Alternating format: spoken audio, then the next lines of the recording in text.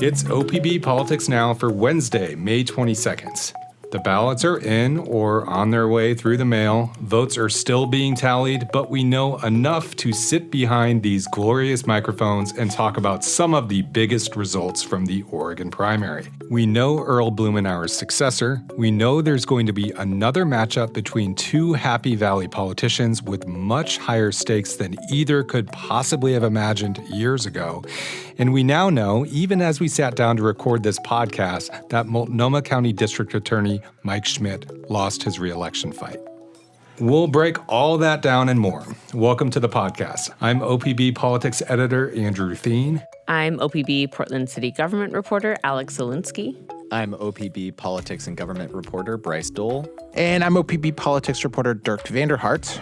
All right, Alex, let's start with you. You were with Multnomah County District Attorney Mike Schmidt last night. Results rolled in, and Schmidt quickly faced a large deficit. What was the scene and the mood? Yeah, so shortly after 8 p.m., we heard that Schmidt was trailing in the race and against longtime prosecutor and Schmidt's employee, Nathan Vasquez. And so, as you'd expect, the mood was not great as soon as those early results came in. A lot of worried glances and people refilling their wine glasses. But people were definitely holding out hope. Here's Schmidt speaking at his event around 9 p.m. This has been a hard-fought campaign, and we're still counting. And so as those ballots roll in, we're going to be watching them very closely. But regardless of the outcome tonight, I'm filled with so much deep gratitude. So the messaging from Schmidt in his campaign was that there were still thousands of ballots left to be counted, which is true. But when the second and third round of ballot results came in that night, as the night wore on, that gap held and the crowd began to kind of thin out. A lot of, sad hugs, where people look pained to be hugging each other. I should clarify here, we're recording this a little after 4:30 p.m. on Wednesday, and we just heard that Schmidt has conceded to Vasquez. And the scene last night definitely felt like an election night party for a losing candidate. Okay, you were in the room with the sad hugs, and across the river, our colleague Conrad Wilson was in a room where there was maybe more celebratory hugs. He was at a rather jubilant affair with Vasquez. Quite the contrast, huh? Yeah, it sounded like a real riot. There were 3 candidates for different local races, all watching the returns together at that race, including Vasquez. So it was pretty packed. And of course, when they saw that they were ahead by a substantial amount after 8, they were celebrating kind of long into the night. Vasquez is pretty confident that he was walking away with a win. Here he is after those results came in. Briefly, I want to look forward and say, when I'm elected as your DA,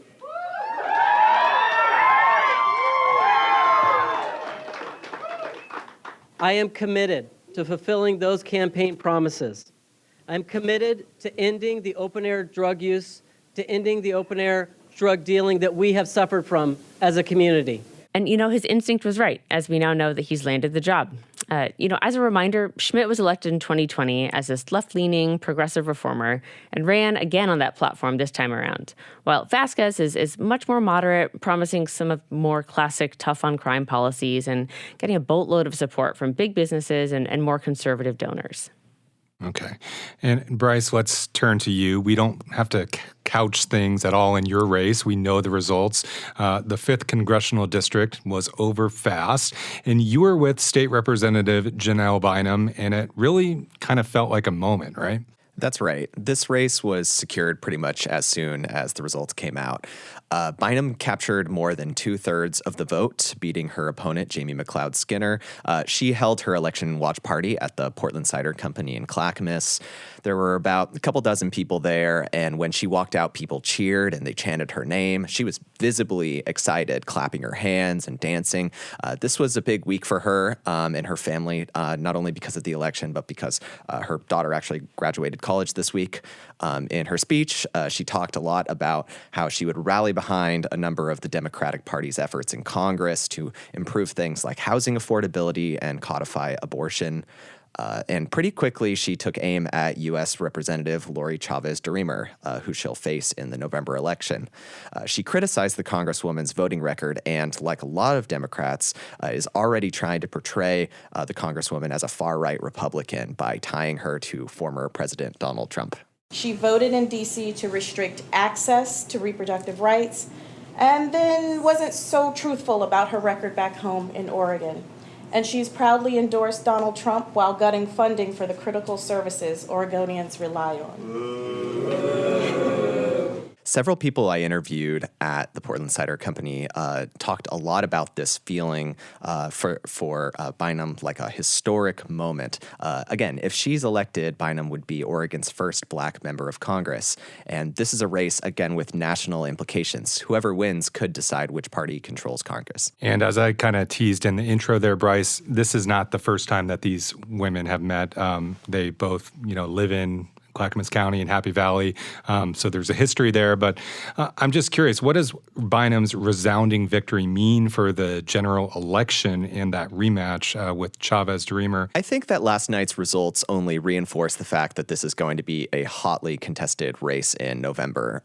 There's already been millions of dollars in campaign contributions and advertising pouring in. But what interests a lot of political experts right now is how the two candidates, Bynum and Chavez-DeRemer, are planning to garner support from moderate voters and in areas that might not favor them.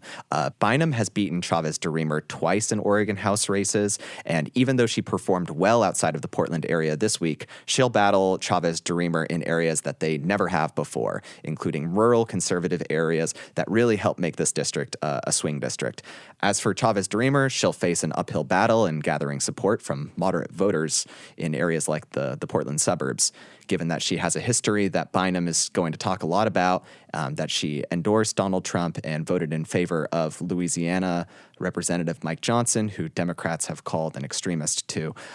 She'll have a lot of challenges in terms of gathering support from those moderate voters. Okay, Bryce, and what to make of Jamie McLeod Skinner's future? She is a very familiar face in recent years in Oregon politics, has run for Congress numerous times, as you've reported, as well as Secretary of State. What's her future hold?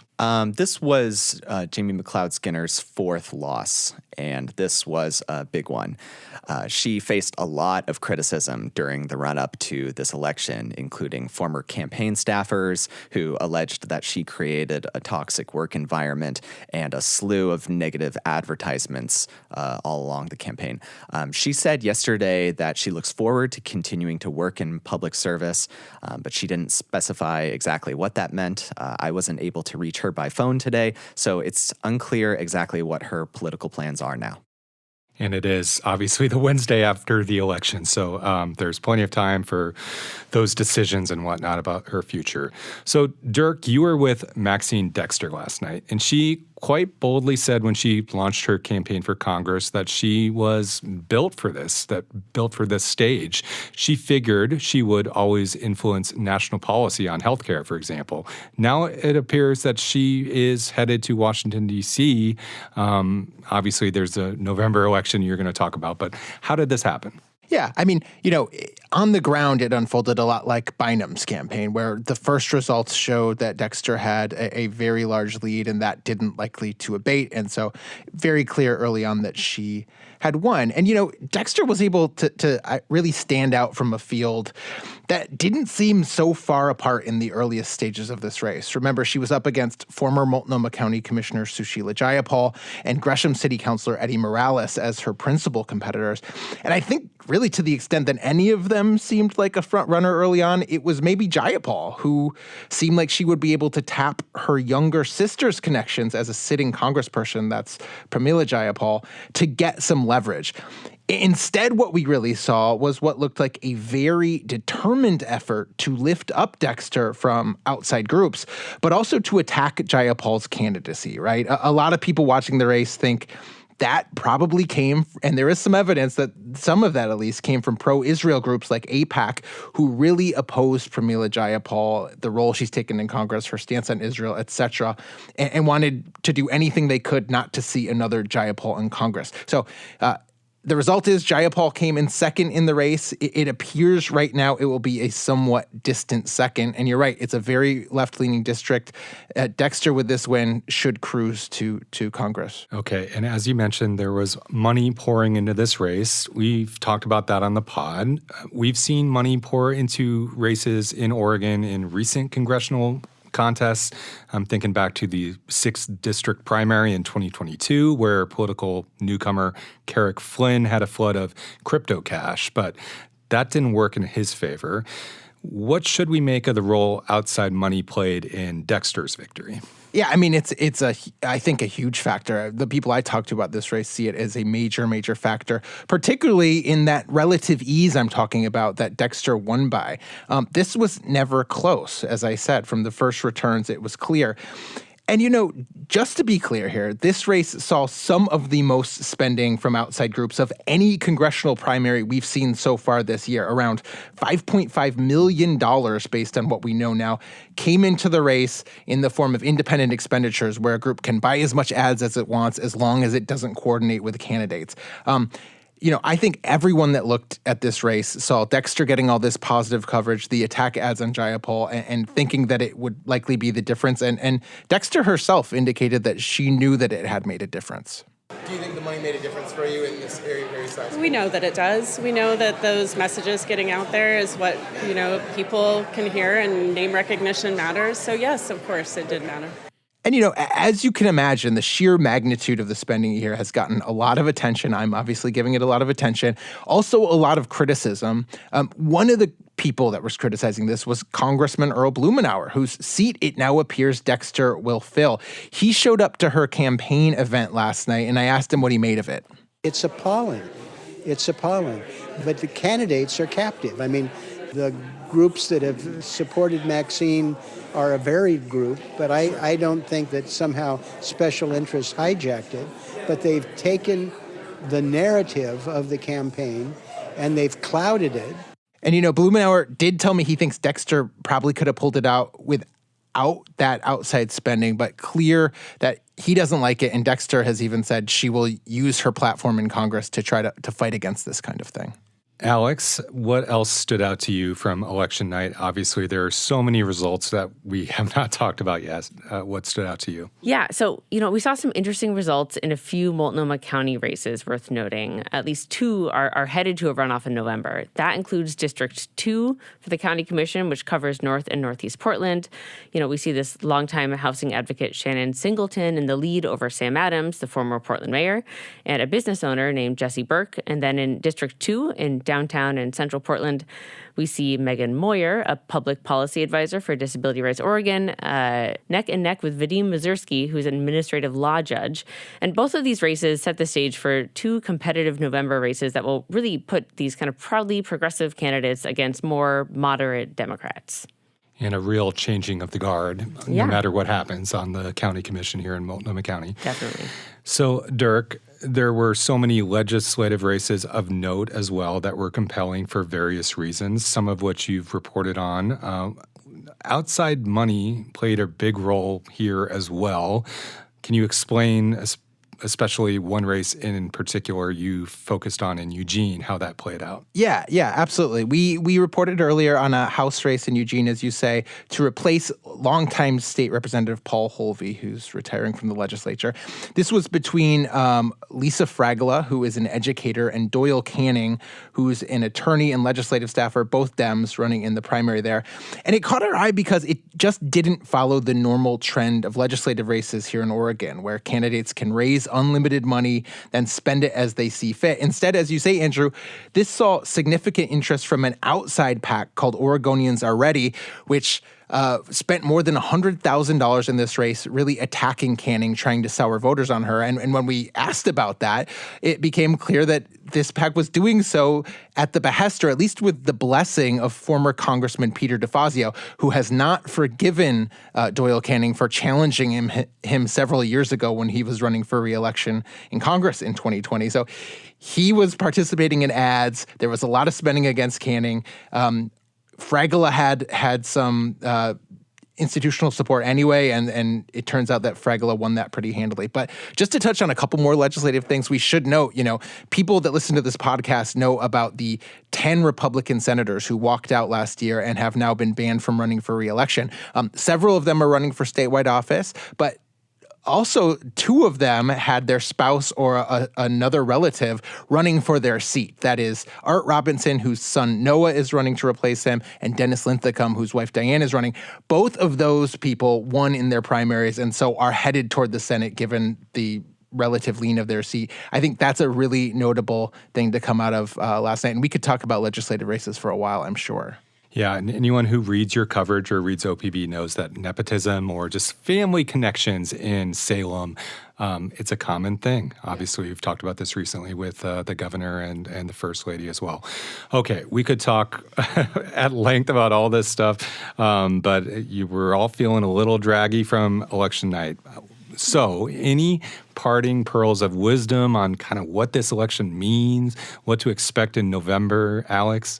Yeah, I've been trying to get a sense of what these results tell us about the November general election in Portland, where we have dozens of people running for a newly expanded city council and for the mayor's office.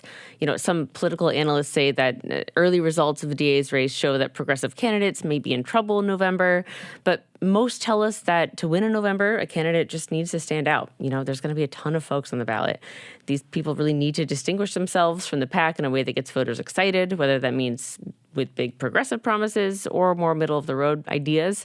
I think we're also going to see outside groups that aren't limited by campaign contribution limits pouring money into these campaigns, supporting or opposing certain candidates. So these candidates really need to stand out to these groups as well. What's clear is that most Portlanders are unhappy with the current state of the city and they want to see real change. But I don't think there's a strong sense that, progressive Portland politics are dead. Just that the pendulum is swinging a bit more to the right and it will take more to lure voters this fall. I'm really thinking about the Attorney General's race, and because what we see in the Attorney General's race that has formed up is a very similar dynamic where Democrat Dan Rayfield, the former House Speaker, is now the nominee for Democrats. And we have a former prosecutor named Will Lathrop on the other side who's well-funded, seems to have a decent campaign put together. Really looks like he's going to make a run of it. And it really looks like he's going to be making a lot of the same issues that Vasquez has about disorder and crime and many of the things that Oregonians are very, very sick of. He's going to be trying to hold Democrats to account on the statewide stage. Rayfield feels like a very strong candidate, but I think that will be a very, very interesting race. And again, if we do find out that Nathan Vasquez has prevailed in Multnomah County, the most progressive county in the state, even more so. Yeah, and some of the fundamentals in that race are at play in other parts of Oregon as well, right? The pandemic and the Measure 110 and drugs and right. that all those factors are things people all over are keenly feeling. Absolutely, exactly. All right, well, let's leave it there for today. Thank you for all your work this week and for coming on the show to talk about it. Thanks, Andrew. Thank you. Thanks. This week's episode was produced by Sage Van Wing, and our audio engineer is Nalene Silva. Our music comes from Audio Network. We'll be back next week with more political news from across the Pacific Northwest. Until then, you can find all of OPB's reporting at opb.org. Thanks for your support, and thanks for listening.